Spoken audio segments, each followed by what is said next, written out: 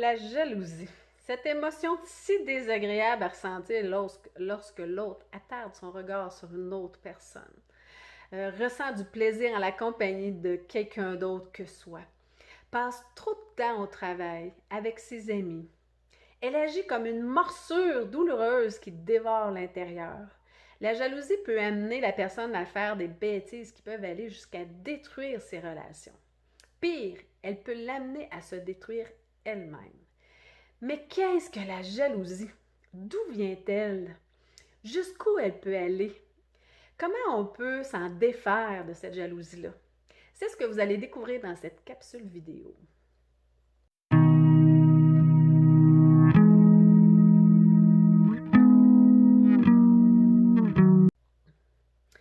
Bonjour, ici Marie-Christine Savard, coach de vie, éducatrice spécialisée, auteure et créatrice des ateliers Ouvrir les portes du bonheur. Bienvenue et merci d'être là pour cette nouvelle capsule vidéo sur le développement personnel et la gestion des émotions. Pour commencer, c'est quoi la jalousie? La jalousie, c'est un mélange de plusieurs émotions désagréables.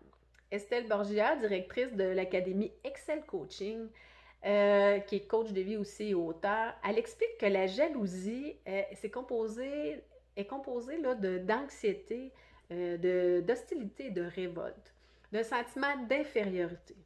Elle cache, entre autres, une peur de perdre l'autre, son amour, de ne pas être à la hauteur, qu'elle agit contre nos désirs, nos attentes. La jalousie peut se faire ressentir par rapport à plusieurs occasions. Elle peut se faire ressentir dans le cadre d'une relation amoureuse, oui, mais aussi en amitié, au travail, avec les membres de sa famille. En fait, elle peut se manifester par rapport à n'importe quel objet de désir. Objet de désir étant une personne, une activité, un objectif, un travail, une situation, etc. Souvenez-vous que ce n'est pas la situation comme telle qui provoque les émotions, mais dans la façon dont on l'interprète, nos pensées, nos croyances, nos perceptions. Et ce sont nos émotions qui nous amènent à nous conduire comme on le fait, qui guident nos comportements, nos réactions. La jalousie, elle se fait donc ressentir à chaque fois que vous vous dites « elle n'a pas le droit d'agir ainsi »,« je la veux à moi tout seul »,« je la veux ou je le veux à moi tout seul ». J'ai peur de perdre la personne. J'ai peur qu'elle m'aime plus. Ça devrait m'arriver à moi. Je veux être à sa place. Elle n'a pas le droit d'agir ainsi. J'accepte pas qu'il ou elle fasse telle activité sans moi. Qu'il ou elle voit telle ou telle personne, etc. Les exemples, les discours internes qui peuvent provoquer la jalousie sont infinis. Jusqu'où peut aller la jalousie? La jalousie, elle peut amener une personne à se conduire de façon vraiment complètement absurde et stupide. Comme fouiller les vêtements de la personne, fouiller dans son téléphone, le questionner à outrance. Ça peut mener aussi à plusieurs querelles, évidemment. Ça peut aller jusqu'à l'espionner, voire même le suivre ou la suivre. J'ai même déjà entendu une personne qui suivait son chum avec son téléphone en le géolocalisant. Ça, c'est loin, ça va loin. Ça peut aller jusqu'à détruire la personne, les relations, entre autres. Ça peut aller jusqu'à se détruire soi-même. Saviez-vous que la jalousie, selon plusieurs psychologues, serait la projection de son propre désir de tromper l'autre? Et oui, ce désir, il serait si insoutenable, si inconcevable, qu'il serait plus facile de le projeter sur l'autre que de se l'avouer et de l'assumer. À faible dose, la jalousie n'a rien de dramatique. Elle peut même être perçue comme agréable par l'autre. Par contre, lorsqu'elle devient excessive, c'est là que les problèmes commencent. Aussi, contrairement à ce qu'on peut penser, la jalousie, c'est pas une preuve d'amour. Au contraire, puisque aimer signifie confiance, respect de soi et de l'autre, bien-être, acceptation de soi et de l'autre, et qu'il ou qu'elle soit heureuse, de vouloir le bonheur de l'autre. C'est la communication, l'authenticité, etc. Donc, les comportements en lien avec la jalousie sont en contradiction avec les comportements là, reliés à l'amour. Maintenant, comment on fait là, pour se défaire de ça, cette Moses de jalousie-là? Comme n'importe quelle émotion, il est important de l'écouter parce qu'elle nous parle, hein? Elle a beaucoup à nous apprendre sur nous-mêmes.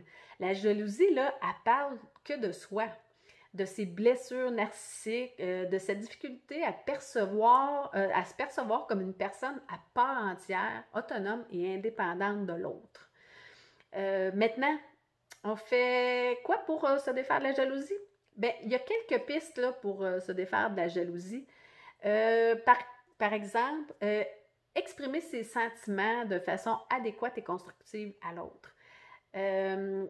Crier, blâmer l'autre, l'accuser, l'injurier, le questionner à outrance, se déresponsabiliser par rapport à ses réactions, à ses comportements, bien, c'est toutes des stratégies non productives, évidemment. Pour exprimer là, ce qu'on ressent là, par rapport à cette jalousie-là. Une meilleure façon d'exprimer ce qu'on ressent, c'est de parler au « je ».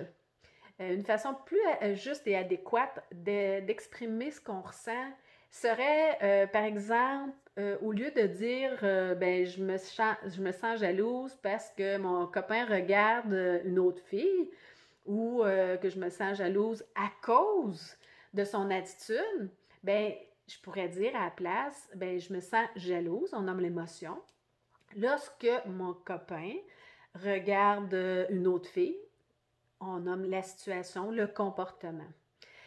Enfin, je me sens, mettons, jalouse à propos de la situation, de telle situation. Je vous invite à lire là, mon article là, sur comment mieux communiquer. Comme je l'ai mentionné, ce n'est pas la situation comme telle qui va provoquer l'émotion ressentie, mais bien la façon qu'on va la percevoir, cette situation-là, par rapport à nos idées, c'est nos idées par rapport à cette situation-là. Deuxième chose, c'est remonter son estime de soi. Lorsqu'on a une bonne estime de nous-mêmes, on a plus confiance en nous-mêmes et on a plus confiance en nous, en nos capacités, ce qui nous donne moins de raisons là, de ressentir de la jalousie. Il peut devenir donc essentiel là, de travailler son estime de soi. C'est le meilleur moyen là, pour se défaire de la jalousie, là, c'est vraiment de travailler au niveau de son estime de soi. Troisième chose, éviter de se comparer aux autres. La jalousie, là, elle se manifeste souvent là, lorsque la personne là, ne se sent pas à la hauteur. Elle ressent de la jalousie parce qu'elle a tendance à se comparer aux autres. Puis chaque personne étant différente, il est donc plus profitable de se comparer à soi-même et non aux autres. D'apprendre à grandir, d'apprendre de tenter de s'améliorer, de faire croître son propre bien-être intérieur au lieu de demander à l'autre de le faire à notre place. Quatrième chose, se concentrer sur ce qu'on a. Miser là, sur ses forces est un atout majeur là, pour éviter là, de ressentir la jalousie. On est tous uniques et il est de loin profitable là, et avantageux pour nous là, de faire sortir ses propres forces, ses habiletés là, plutôt que d'envier là, celles des autres ou de vouloir là, ce que les autres possèdent.